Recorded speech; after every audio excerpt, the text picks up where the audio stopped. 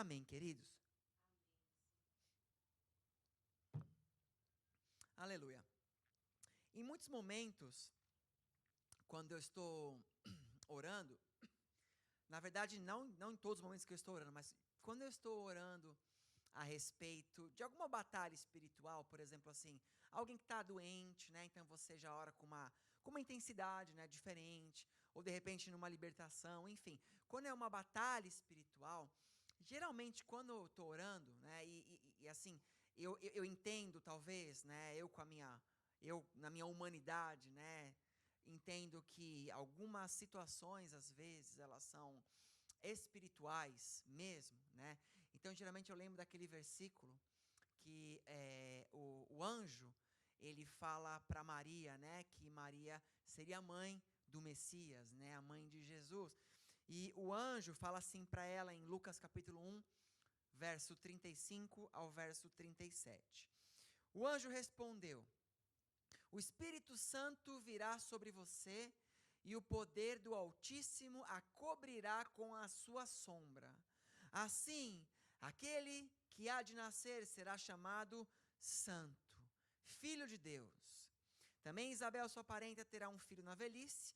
Aquela que diziam que seria estéril já está grávida no seu 6º mês de gestação. Versículo 7, importante que eu sempre lembro quando eu estou orando: pois nada é impossível para Deus.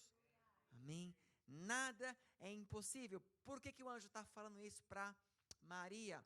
Porque quando o anjo chega para ela e fala, né, bem-aventurada é você, bendita tu entre as mulheres, né? Daí ela vê aquela anjo lá, ai de mim, né? O que aconteceu? Né, ele fala que ela ficaria grávida, ela diz, mas de que maneira? Eu sou virgem. E aí ele vem nessa paulada. Eu vou te dizer uma coisa, querida. Nosso Deus é o Deus do impossível. Né, ele vai fazer o que tiver que fazer. Agora, você já parou para pensar nisso? Em Deus do impossível? Parece que é muito maior do que você tentar e eu tentarmos, né, entender isso com o racional humano. Você servir a um Deus que não existe impossível para Ele. Não existe nada, coisa alguma, que Ele não possa fazer. Não existe nada que pode pará-lo, não é? Algumas pessoas, né, antigamente diziam assim, eu prefiro que o diabo se levante contra mim do que Deus, porque o diabo, Deus para, e Deus? Quem que para, né? Quer dizer, é o Deus do impossível. A palavra diz em Romanos capítulo 4, verso 17 assim, como está escrito, eu o constituí pai de muitas nações.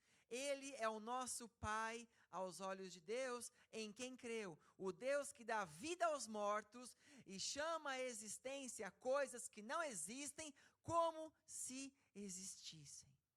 Esse Deus do impossível faz acontecer aquilo que não existia. Ele abre portas onde não existiam. Ele traz a cura onde não existia. Ele faz coisas que o humano diz que não aconteceria, ele faz acontecer. Ele prevê e declara coisas que hão de acontecer, que na mente racional humana é algo absurdo. Mas esse é o Deus do impossível. E o mais engraçado e o mais profundo disso... Caramba, Marcelo, estou te matando aí, né, querido? Vou mais devagar, desculpa. Mas o mais... importante disso é que além dele ser Deus, Deus do impossível, ele é seu pai. Você tem um pai que não existe impossível para o seu pai. Você tem um pai que pode tudo. Você tem um pai que te capacita quando você não acha que você pode mais. Você tem um pai que ele te dá uma força quando suas lágrimas já desceram tanto que já secaram, mas ainda você está angustiado. Você tem um pai que ele te levanta. Você tem um pai que faz grandes coisas. Queridos, e é desse pai, Deus impossível, que nós vamos falar essa noite. É a respeito dele que nós vamos falar essa noite. Então prepara aí sua Bíblia que você vai ler bastante hoje aí comigo aí, que você está ligado que a gente lê, né? Amém, pessoal? Mas eu quero contar uma história antes de ler. Eu quero contar uma história que começa lá em Abraão, e eu vou ir até Josué. Obviamente eu não vou ler tudo isso, senão vocês vão me matar hoje, né? Mas eu vou contar bastante coisas e vou lendo outras coisas, né? Amém? Então vamos dar uma relembrada aí. Eu sei que você é expert na Bíblia, você lê todo dia, né? Você vive aquela palavra que diz assim: não se apartar desse livro nem de dia nem de noite. Tenho certeza que você faz isso, nem que foi em oração. Amém? Ó Deus cutucando os irmãos, né? Amém, pessoal? Vamos lá. Mas vamos lembrar um pouco da história. A história que aconteceu desde a época de Abraão até Josué, passaram-se mais ou menos 500 anos, desde ali do chamado de Abraão até chegar a Josué, né? Mas o que nós lembramos disso, né? Abraão, ele foi, né, um patriarca, né, o primeiro patriarca ali que ouviu a voz de Deus, né? Quando a gente lembra de Abraão, gente, nós lembramos que Abraão, ele morava, né? Ele vem lá de Ur dos Caldeus, né? Ur dos Caldeus hoje é o Iraque, para quem não sabe, né? Ele vem lá, então quer dizer, vou dar uma pausa aqui. Se nós somos descendentes de Abraão, então nós somos descendentes dos iraquianos. Já parou para pensar nisso? Não, o pastor está amarrado, mas Abraão era iraquiano, né? Então, mas não está no seu DNA, o seu DNA está escrito do Senhor dos Senhores, né? Mas enfim, Abraão ele vem de lá. E um dia, né? Abraão, ele está ali, né? Enfim, fazendo os seus afazeres. Então Deus fala com Abraão e Deus fala assim para Abraão: Abraão, sai da sua casa, da sua parentela e vá para a terra onde eu te mostrarei. Quantos lembram disso? Então Abraão, ele sai ali, né, ele sai de Ur dos Caldeus, né, ele começa a andar mais um tempinho, ele vai andando, né, o seu pai, né, ainda segue ele até Terã, se eu não me engano, que é a próxima cidade. Quando chega lá, o pai de Abraão morre. Gente, quando o pai de Abraão morreu, automaticamente Abraão se transformou no patriarca semita, né? Então ele foi o primeiro patriarca semita, ele vinha da descendência de Sem. Então, você ser um patriarca e ainda semita, você estava levando com, assim, toda o offspring, a geração, toda a geração, né, que era da descendência da semente do Senhor. Estava levando isso. E ser patriarca era a maior honra que uma pessoa podia ter. Ele herdava, né, obviamente, um monte de compromissos, né, porque ele ia liderar um povo, mas ele herdava toda a riqueza do pai, ele herdava as famílias, ele seria a pessoa central. Todo filho mais velho queria ser patriarca. Patriarca era honra. Só que Deus, ele fala assim para Abraão: você vai para a terra aonde eu te mostrarei. Quer dizer, você vai continuar sendo patriarca. Você é por descendência, mas você não vai ficar parado aqui. Eu tenho algo maior para você. Então Abraão, gente, ele sai lá da terra de Harã, onde ele estava, que ficava mais ou menos 950 quilômetros de distância de Ur, né? Quer dizer, ele anda mais um tempão da terra onde ele estava, e ele vai andando, enfim, queridos, da terra que Abraão estava, até a terra de Canaã, que Deus prometeu para ele, são aproximadamente 2.000 quilômetros andando a pé.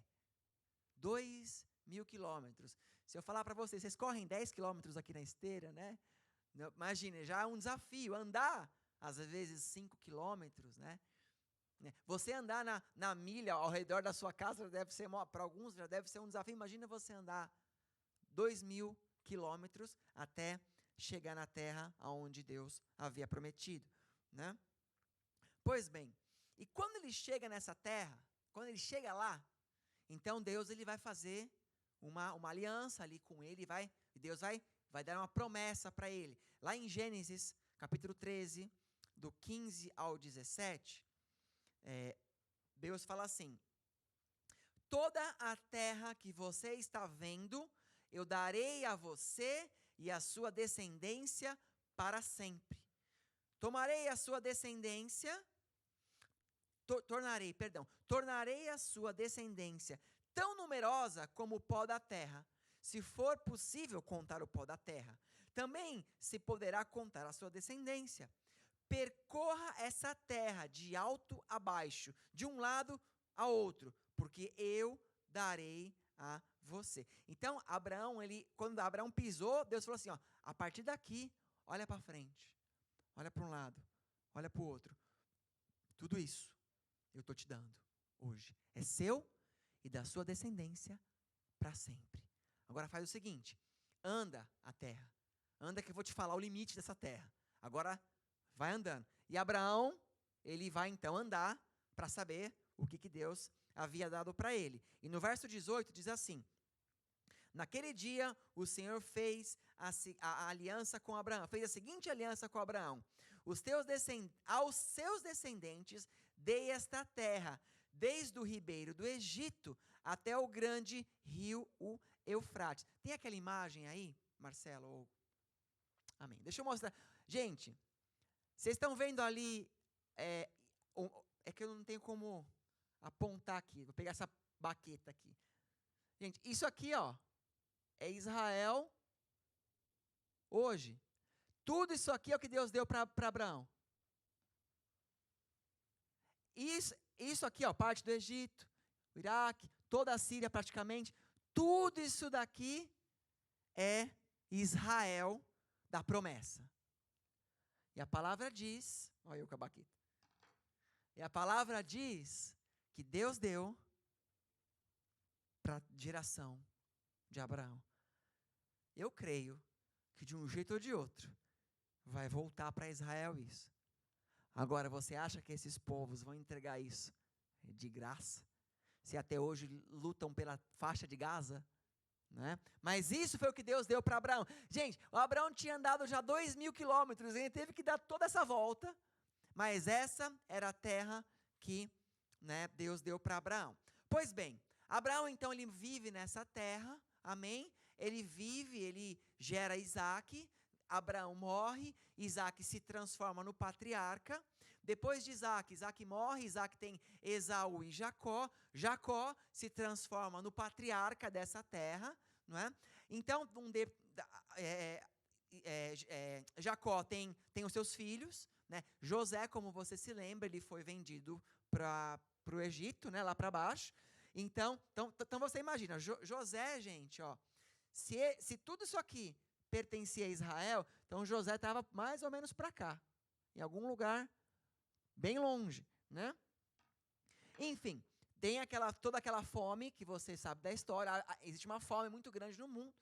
José, que estava como príncipe no Egito, ele arrecada os alimentos, ele em 7 anos, Deus fala com ele guarda tudo, todo o povo de Abraão, ele desce lá para o Egito, eles passam a viver no Egito. Passa-se o tempo, José morre, aquele faraó que ajudou a José morre, começam a vir gerações após gerações, então chega um faraó que ele olha para toda aquela multidão de hebreus dentro do Egito, e ele diz assim: mas esses hebreus são muito numerosos, se eles se levantarem contra nós, talvez nós nem conseguiríamos vencê-los. Então vamos aumentar o trabalho deles, vamos começar a colocar uma carga sobre eles de trabalho, vamos escravizá-los, porque a terra é nossa. Enfim, os hebreus tornam-se escravos, eles passam então a amassar barro para fazer concreto, fazer tijolos. E ali então vão se passando os anos, vão se passando o tempo. Aquela geração que veio com Jacó para o Egito morreu, seus filhos morreram, não é? Eles estavam longe da sua terra. E eles então começam a contar um para os outros: olha, existe uma terra que Deus deu ao nosso patriarca Abraão, que passou para Isaac e passou para Jacó. Existe uma terra nossa.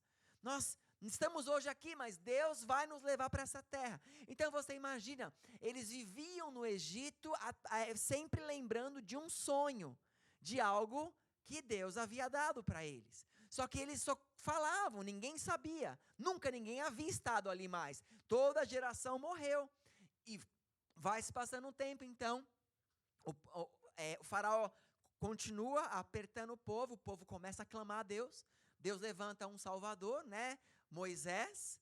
Então Moisés ele entra, né? E começa a desafiar ali todo, né, o povo de Israel, todo o povo do Egito, o faraó e tal, enfim, são libertos, eles saem de lá, atravessam o Mar Vermelho, entram entra no deserto. Agora, nesse ponto, imagina o povo de Israel no deserto, logo depois de tudo que eles viram, pensando assim: meu Deus, estamos voltando para a terra que Deus nos prometeu, está terminando, está acabando. Queridos, eles viveram ali uma situação ímpar, né? Aquela geração estava pronta para voltar para um lugar que eles só ouviram falar, não é? Eu vou dizer uma coisa, eu tenho as minhas dúvidas se não é essa geração que vai ver a volta do Messias, onde foi muito clamado antes. Quem sabe seremos nós que veremos o Messias voltar. Amém? Glória a Deus, amém? Mas até então, assim como eles, nós estamos esperando. Eles estavam no Egito, esperando, até o dia que aconteceu. E eles entraram no deserto e estão indo para a terra prometida.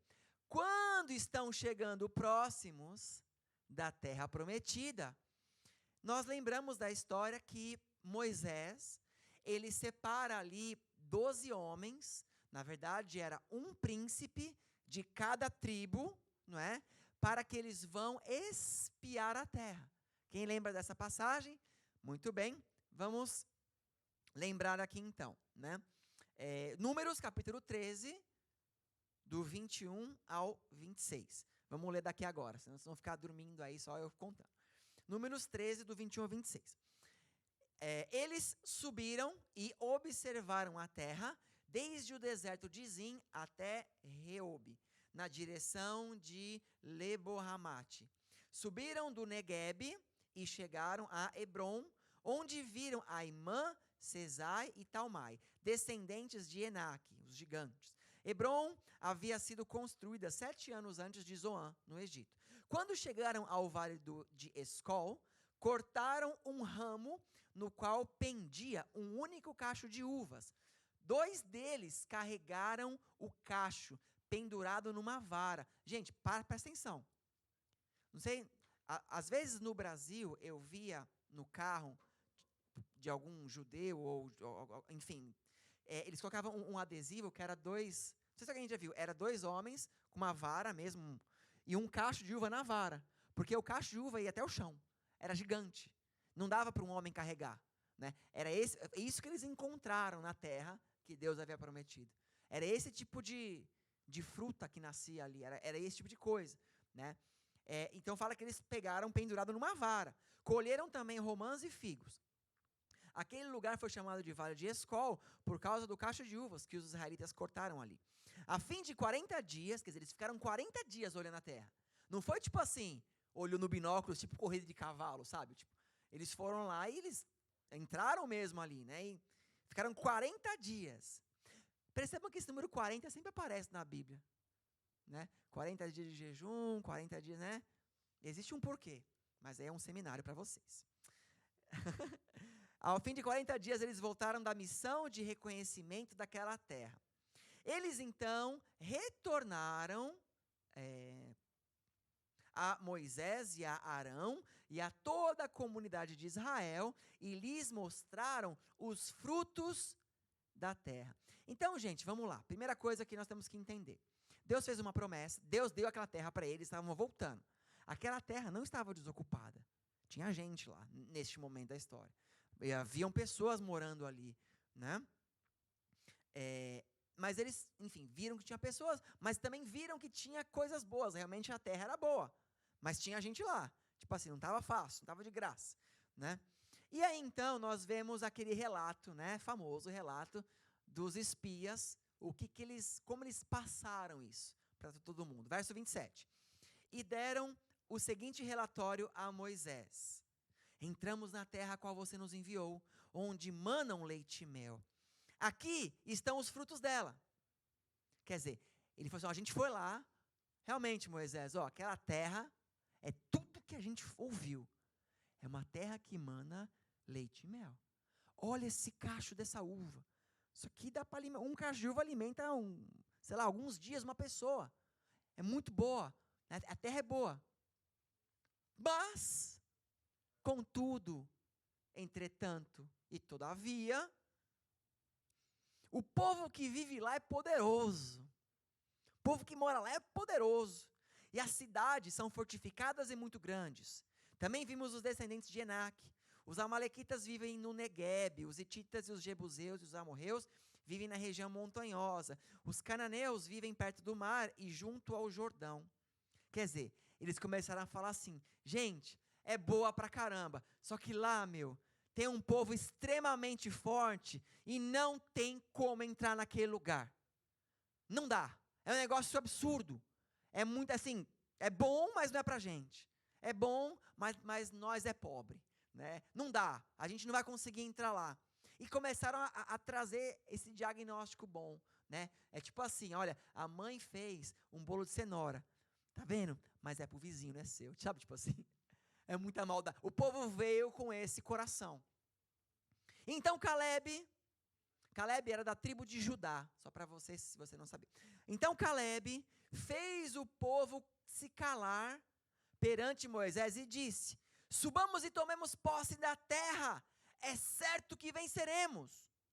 Mas os homens que tinham ido com ele disseram: não podemos atacar aquele povo, ele é mais forte que nós. E espalharam, aí vem o problema. E espalharam entre os israelitas um relatório negativo acerca daquela terra. Disseram: a terra para a qual fomos em missão de reconhecimento devora os que nela vivem. Todos os que vimos são de grande estatura. Vimos também os gigantes e os descendentes de Enaque, diante de quem parecíamos gafanhotos, e nós a eles. Vamos dar uma pausa aqui. Pois bem, prestem atenção. Você já conhecia essa história. Eu cheguei até aqui, porque o meu tema é Deus do impossível, amém? Só contei uma história só para você lembrar comigo da Bíblia. Então eles chegaram ali. A terra era boa. Deus levou eles até ali. Gente, essas pessoas que estavam aqui, eles viram todos os milagres que aconteceram no Egito. Eles viram o mar se abrir. Eles viam o maná descer do céu. Eles viam carne caindo do céu. Eles viam uma nuvem que seguia eles e não deixava o sol queimá-los. A roupa deles não desgastou durante 40 anos. Eu queria muito saber como faz isso, gente. E economizar um dinheirão em casa. Amém? Mas, olha só, 40 anos, quer dizer, eles viam os milagres. Eles viram, tipo assim, não foi contado, foi visto. Alguns de nós, quando a gente sente o Espírito Santo, a gente já chora. Imagina você ver Deus fazer. Não tinha o que questionar. E eles chegaram ali, como? Com uma visão humana. Eles chegaram naquele lugar, aqueles 8 que viram e deram um relatório ruim. Eles entraram ali naquele lugar com uma visão humana, com uma visão assim, existe Deus, mas Ele não é tão bom assim. Deus só está mostrando, mas Ele não vai nos dar. É uma visão de Deus totalmente distorcida. Eu quero dizer algumas coisas para vocês. Como que Deus trabalha, gente? Existem 3 maneiras. Eu estou dando uma pausa, mas precisa entender. Existem geralmente 3 maneiras que Deus trabalha. Né? Primeira maneira, entre aspas, né? Não é bem Deus, mas a primeira maneira é nos desafios da sua vida, você que faz. Por exemplo, assim, os seus desafios, o que é possível, está na sua mão. O que é humanamente possível, está na sua mão. Em Gálatas capítulo 6, verso 5, diz assim: cada um levará seu próprio fardo. Existem coisas que não é Deus, que é você. Nem tudo vai ser Deus. O que está na sua mão é seu. Acordar às 7 horas da manhã, Deus não vai te teletransportar para o seu trabalho. Se você está trabalhando com vendas, se você tem um próprio negócio, por mais que você possa orar e pedir para Deus enviar clientes, mas você tem que divulgar, você tem que ser um bom profissional. Existem coisas, entendem? Que está na sua mão e não está na mão de Deus. Em 1 Coríntios 10, 13 também diz, não vos sobreveio a vocês tentação que não fosse comum aos homens, e Deus é fiel, Ele não permitirá que vocês sejam tentados além do que podem suportar. Quer dizer que Deus vai permitir você ser tentado. O que Ele não permite é algo que você não possa aguentar, mas Ele vai permitir. Mas, quando forem tentados, Ele mesmo providencia um escape, para que você possa suportar. Ele permite, mas ele te ajuda, né? Então, primeira coisa, o que está na sua mão é sua responsabilidade. Segunda maneira que Deus trabalha, o que é difícil para você, que está muito pesado para você, Ele te ajuda. Em Isaías 41:10, fala assim: por isso não tema, pois estou com você. Não tenha medo, pois sou o seu Deus. Eu o fortalecerei e o ajudarei, e o segurarei com a minha mão direita vitoriosa. Amém? Diz isso, eu o ajudo, Ele te ajuda. Tem o seu desafio, está na sua mão. Você vai fazer o que você pode. Quando você não tem mais força, mas ainda é humano, Ele vai te ajudar. E você vai conseguir. Amém? Olha só, em Eclesiastes 9:10 fala assim: tudo quanto te vier a mão para fazer, faze-o conforme as suas forças. O que as suas mãos tiverem que fazer, que o façam com toda a sua força. O que vier com você, o que está na sua mão, faz o seu melhor. Amém? Faz o seu melhor. Amém? E em Filipenses 4:13, fala assim: tudo posso? Então, o que está na sua mão é você que vai fazer. Você está fazendo, não dá, Deus vai intervir para te ajudar. Agora, existe um campo, existe uma área, que é uma área que pertence a Deus e não pertence a nós, que é a área do impossível. A área do impossível, a área do milagre, a área que você não pode mais atingir. Essa é de Deus. Essa Ele vai fazer.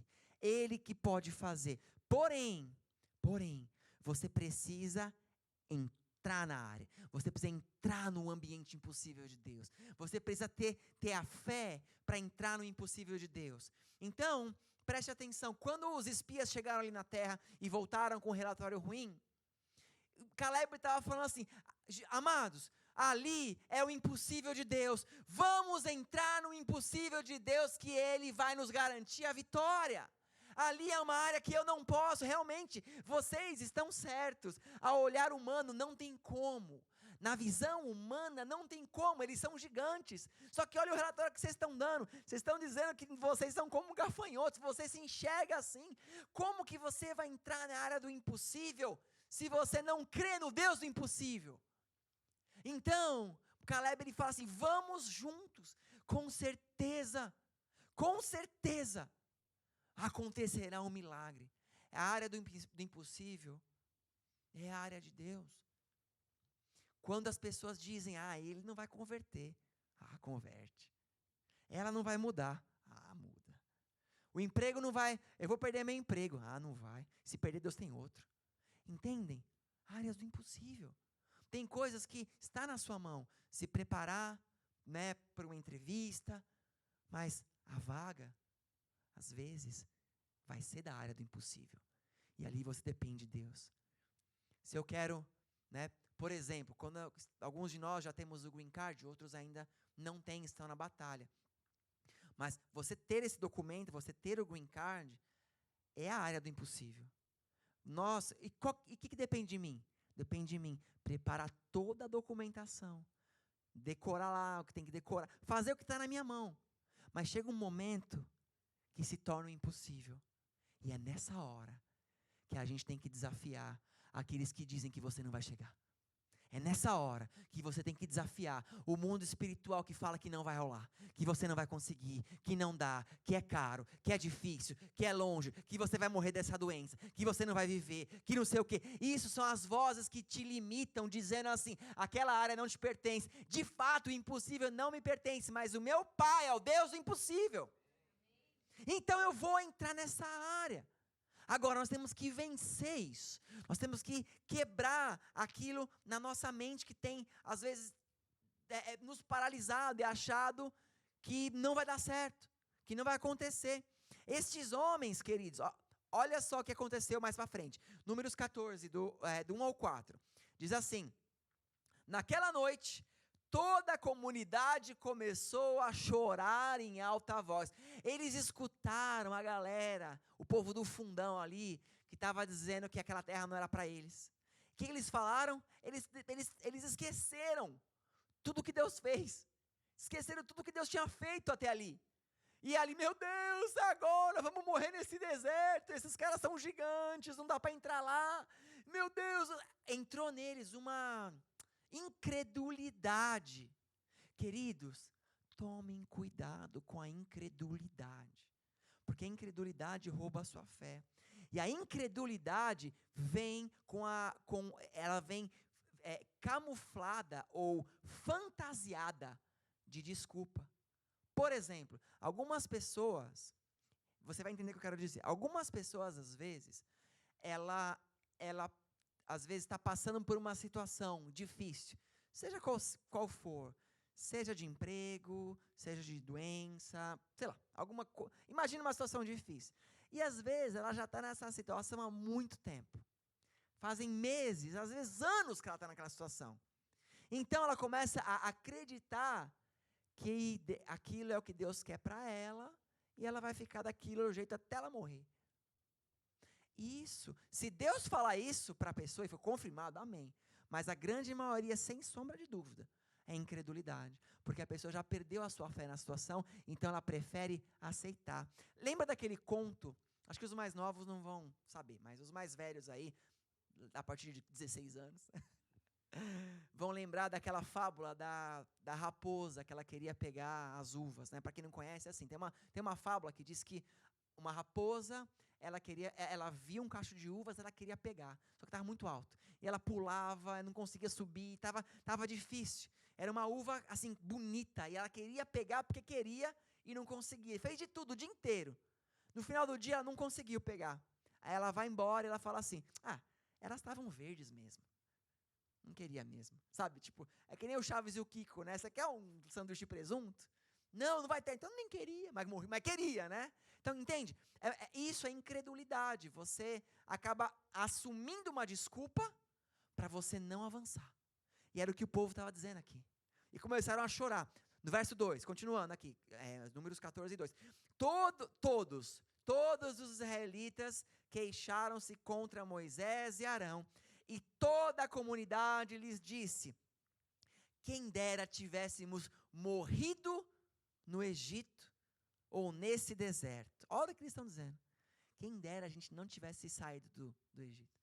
Quem dera tivesse ficado lá. Quem dera tivesse morrido ali. Né? Eles falam assim, por que o Senhor está nos trazendo para essa terra? Só para nos deixar cair a espada? Nossas mulheres e nossos filhos serão tomados como despojo de guerra. Não seria melhor voltar para o Egito? E disseram uns aos outros, escolhemos um chefe e voltaremos para o Egito. Isso, olha o tamanho da incredulidade. É deixar de acreditar no Deus do impossível. O Deus que pode tudo, que não existe limites para Deus. Ele sabe de todas as coisas. Então eles estavam desistindo. Eu vou dizer, muitas pessoas desistem da fé por conta que algumas coisas às vezes não acontecem. Mas quando a gente vai ver, não é simplesmente porque Deus não está fazendo. É porque às vezes a pessoa ela não tem orado, ela tem vivido no mesmo pecado, ela tem sido um cristão às vezes pela metade.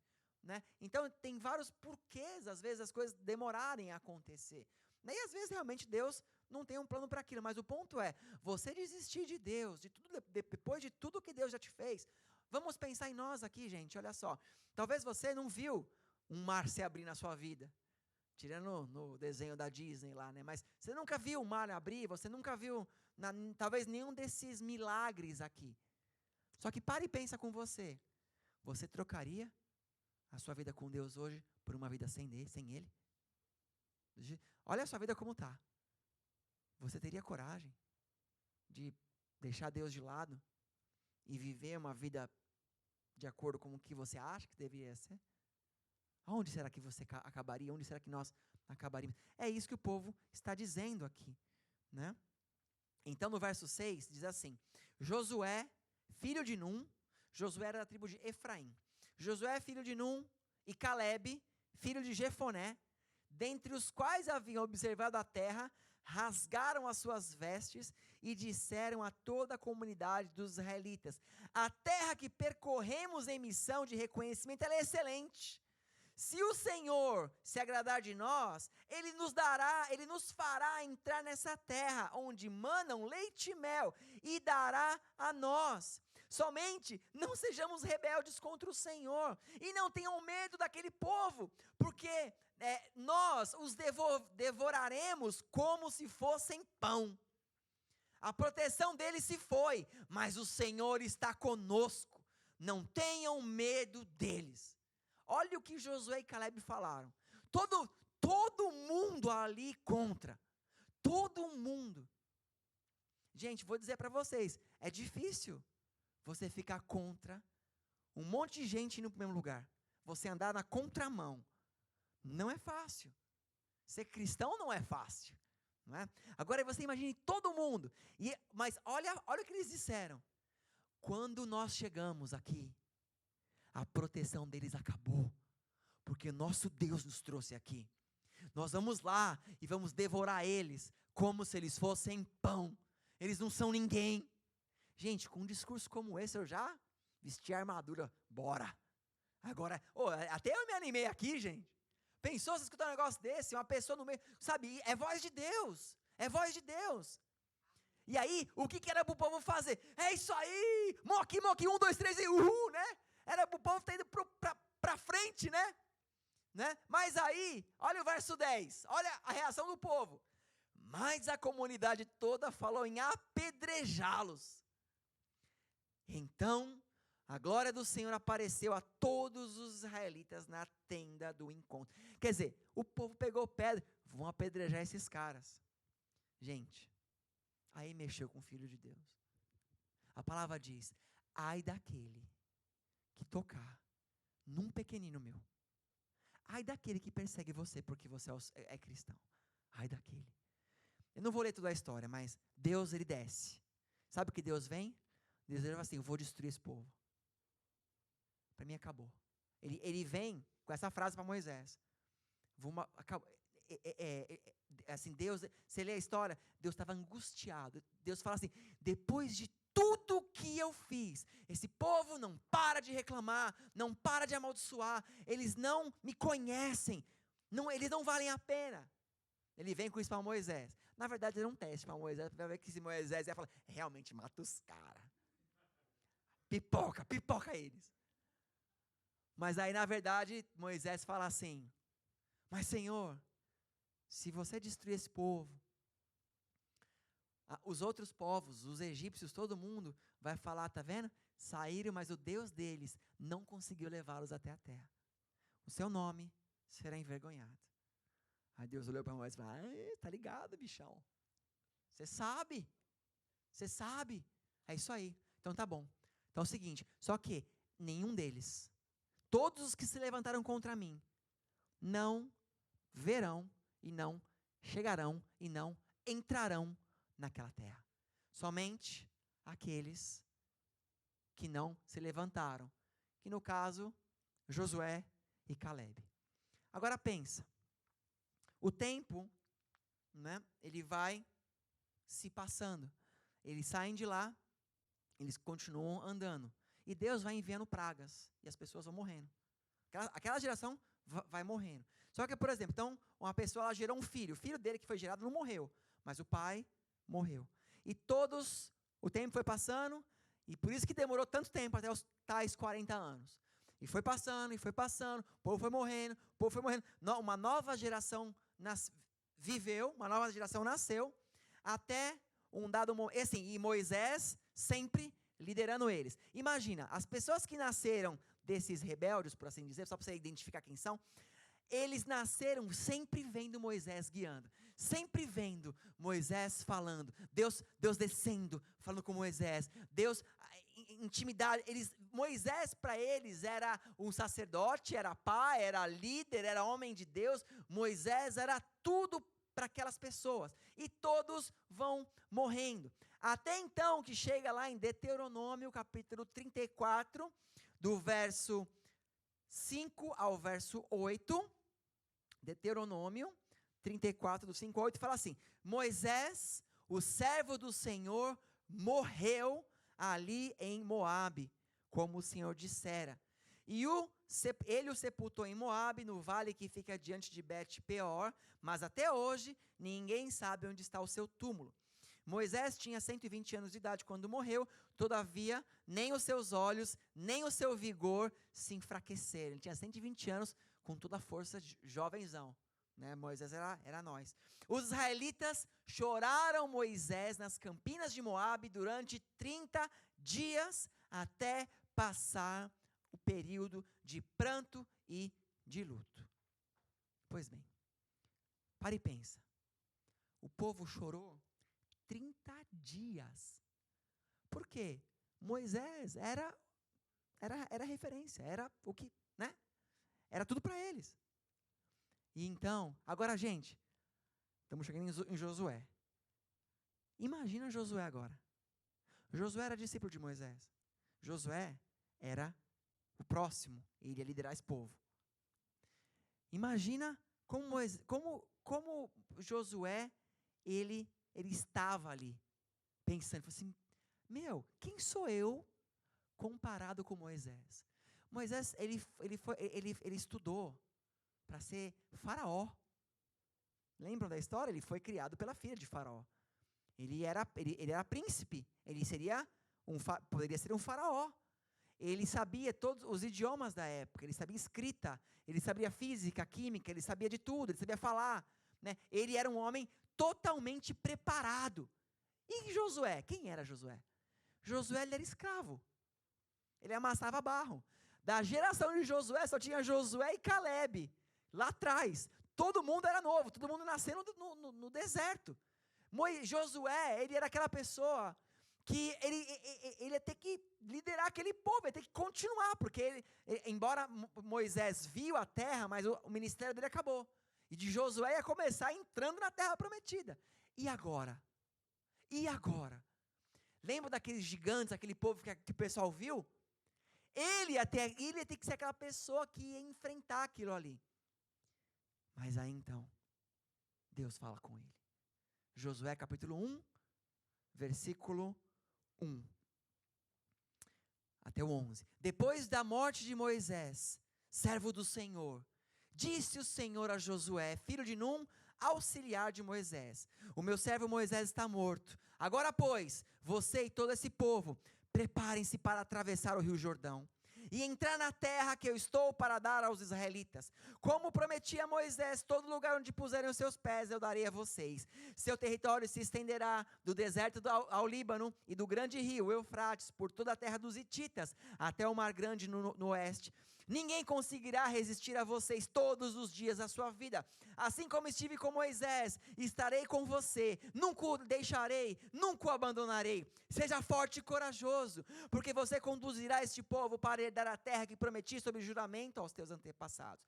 Somente seja forte e muito corajoso. Tenha o cuidado de obedecer a toda a lei que o meu servo Moisés lhe ordenou. Não se desvie dela, nem para a direita, nem para a esquerda, para que você seja bem-sucedido por onde quer que andar. Não deixe de falar as palavras desse livro da lei, de meditar nelas de dia e de noite, para que você cumpra fielmente tudo o que nele está escrito.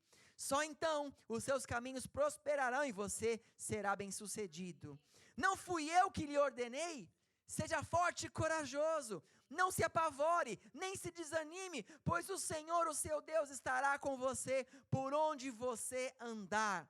Assim Josué, amém? Assim Josué ordenou aos oficiais do povo: percorram o acampamento e ordenem ao povo que preparem as provisões. Daqui a 3 dias vocês atravessarão o Jordão, neste ponto, para entrar e tomar da terra que o Senhor, o seu Deus, lhe dá. Amém? Josué estava assim: Senhor, quem sou eu comparado com Moisés? Quem sou eu para fazer o que ele fez? Eu não sou ninguém. Aí Deus falou assim: você vai entrar no meu impossível. No meu impossível. Só faz uma, eu vou abrir o caminho, os seus inimigos cairão, você vai ser vencedor, você e sua geração, porque eu vou à frente. Só tem uma coisa que você tem que fazer: medita na lei, de dia e de noite, não se afaste dela, e faz tudo o que Moisés falou, porque nós vamos entrar, você vai entrar naquele lugar, em nome de Jesus. Essa é a área de Deus, amém? A área do impossível. Nós fazemos o possível, mas o impossível é Deus quem faz. Qual é o impossível que o seu pai precisa fazer na sua vida? E por que ele não fez ainda o impossível? Será que eu e você estamos retendo o impossível de Deus? Será que falta fé? Será que falta perseverança? Será que falta meditar na lei? O que é o impossível? O que falta? O que precisa acontecer? Mas o nosso Deus é o Deus do impossível. Aquilo que o homem não pode fazer, Deus pode fazer. Esse é o nosso Deus, amém? Esse é o nosso Deus. E lá em Josué capítulo 3, do 7 a 8, diz assim: e o Senhor disse a Josué: hoje, fala assim comigo, hoje, amém, hoje, começarei a exaltá-lo à vista de todo Israel, para que saibam que estarei com você, como estive com Moisés. Portanto, você é quem dará a seguinte ordem aos sacerdotes, que carregam a arca da aliança: quando chegarem às margens das águas do Jordão, parem junto ao rio. Não sei se você sabe, quando o povo de Israel sai do Egito, você conhece a história, eles passaram pelo Mar Vermelho. Quando eles chegam na Terra Prometida, existia um outro mar que dividia, que separava para eles entrarem. Não era um mar, era um rio. Era o Rio Jordão. Não tinha como entrar na Terra Prometida sem passar o Rio Jordão. E, por acaso, o Rio Jordão, para você saber, até hoje, o Rio Jordão tem épocas de cheia. Como que acontece? Os hebreus, eles colocam as sementes na margem do Rio Jordão. Quando vem a cheia vem, rega aquelas sementes, depois a cheia, depois do tempo desce, então começam a brotar os frutos da terra. Tem um período de cheia. Quando o Rio Jordão está em cheia, ele tem mais ou menos 5,5 metros de profundidade. E não tem como você atravessar o Rio Jordão. Ele tem uma corrente. Não tem como você atravessar o Rio Jordão. O que Deus fala assim? Pega esse povo, você vai dar ordem. Coloca todo mundo ali, nas margens do Rio Jordão, com a Arca da Aliança. O que vocês acham que Deus fez no Rio Jordão? Josué capítulo 3, do 15 ao 17, continua a história. O Jordão transborda em ambas as margens na época da colheita. Assim que os sacerdotes que carregavam a Arca da Aliança chegaram ao Jordão, os seus pés tocaram a água. A correnteza que descia parou de correr e formou uma muralha de grande distância perto de uma cidade chamada Adã, nas proximidades de Zaretã. E as águas que desciam para o mar do Arabá, o mar salgado ou o mar morto, escoavam totalmente. Assim, o povo atravessou o rio em frente de Jericó. Os sacerdotes que carregavam a arca da aliança do Senhor ficaram parados em terra seca no meio do Jordão, enquanto todo Israel passava, até que a nação o atravessou também em terra seca. Amém? Isso é entrar na terra do impossível. Percebam, Deus deu uma promessa que eles voltariam. Só que mesmo com a promessa, havia o impossível ali. Tinha os inimigos, que era difícil, mas tinha o mar. O mar era o impossível. Quais são os mares que roubam o seu chegar na terra prometida de Deus? Quais são as coisas que nos roubam de chegar? Então, quando eles chegam ali, e Deus fala assim: Josué, você vai lá. Sabe o que é isso? É prova de fé. Josué tinha que chegar na frente e falar assim: pessoal, queridos, a partir de agora, eu sou aquele que foi escolhido por Deus para liderar vocês. Então, atravessemos o mar. Quer dizer, você tem que ter uma fé para você falar uma coisa dessa. E se Deus não abrisse o mar? Ele seria no mínimo apedrejado ali, né? Tá vendo? Né? A fé ia acabar. Só que quando você vai entrar na terra do impossível, você tem que entrar na certeza de que você não está sozinho. Que você não está sozinho. Você já entrou em muitas terras do impossível onde você está. Você já entrou em muitas terras do impossível. que você achou que você não entraria, que não conseguiria. Mas Deus abriu o mar para você, abriu o mar para mim. Pode pôr louvor. Abriu o mar para mim, abriu o mar para você. Amém?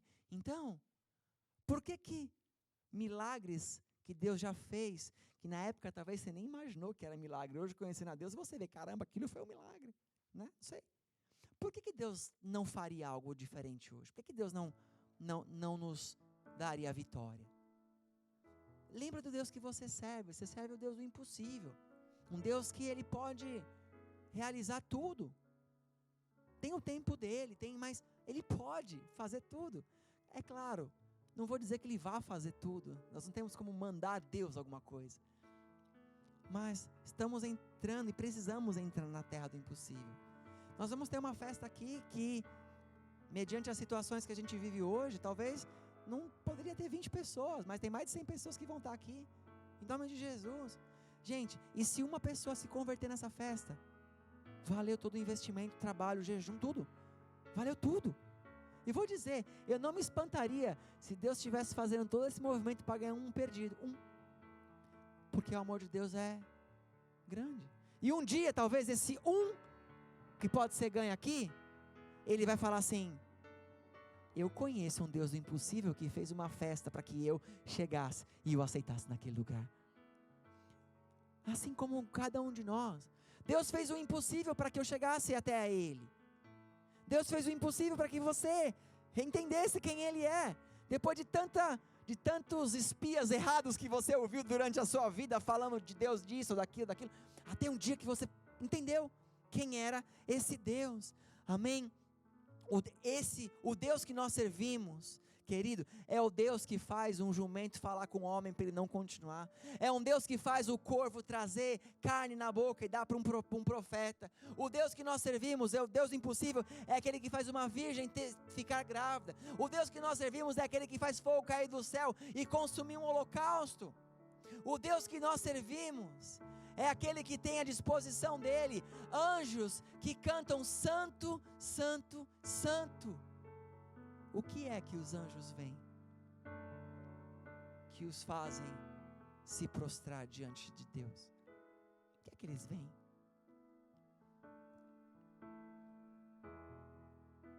O Deus impossível é aquele que coloca 3 pessoas numa fornalha de fogo e eles saem sem queimar um fio de cabelo.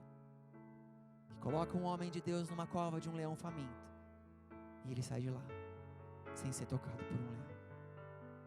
O Deus do impossível é aquele que quando você não tem mais força, Ele coloca alguém do seu lado que te dá um abraço.